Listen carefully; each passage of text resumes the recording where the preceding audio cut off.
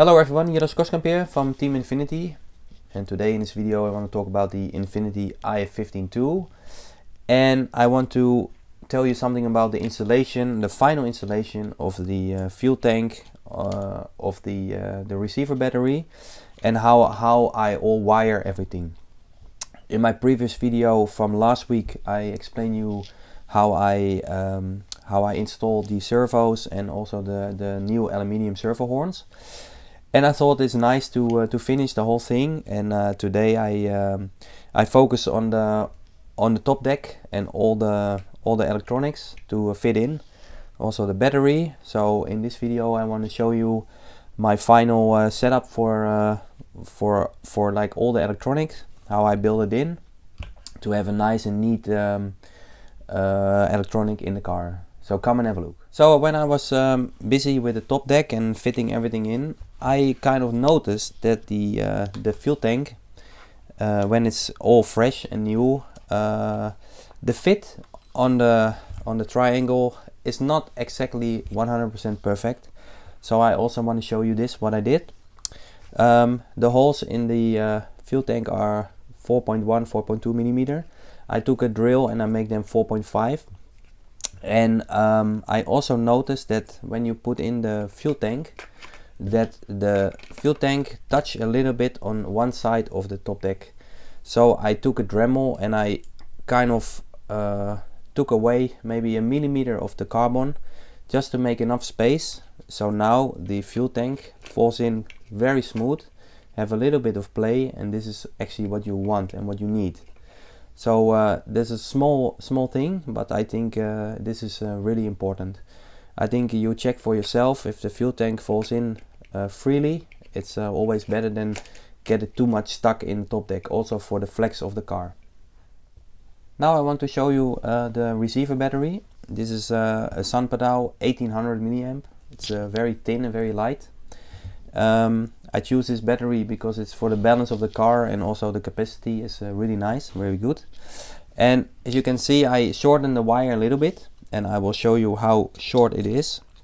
It's exactly 13 centimeter, and because I will mount it later on here, it goes around the fuel tank and it goes straight to the receiver box. And this is how I connect it. It looks very easy, it's very simple, and it's still it's very safe because it's really around the motor mount. I will show you that later, and so it cannot touch anywhere. If you do it in another way, you can see the wire goes very close to the steering. That just doesn't work. So in this case, it's the most free, the most easy to mount. And as you can see, the balance wire, I hide it under the box, and because I lower the battery itself, there's also enough space there. So come and have a look when it's built in. So this is a closer look on my radio tray. As you can see, the balance wire is there. There's nothing in between. I shim it out with 5 millimeter shim. It's quite a lot, so to have the battery as low as possible. As you can see, everything is very free there. It goes around the fuel tank and it goes straight into the receiver box. Now a closer look to the receiver box. For the battery plug, I use a Sanwa 15 centimeter cable, which is built in the box. It's the long wire there. I use an old RX472 receiver with wire that I put all the antenna wire inside the box and just let it go out a little bit. For the transponder cable and the servo cables, of course I shorten them just to have less cable in the box. But yeah, like this, it's quite nice and neat. It's the only way to get it in like this in a nice way. So the plug for the battery I put on the side. I just tape it, and maybe a little bit of glue will fix it more. And the transponder is right there. So can easily close the box, and it's ready to go. And this is the bottom view of the top deck. and as you can see, all the wire is nice and neat. Don't let the wire stick out on the bottom, otherwise it will touch the ground. So yeah, this is the bottom.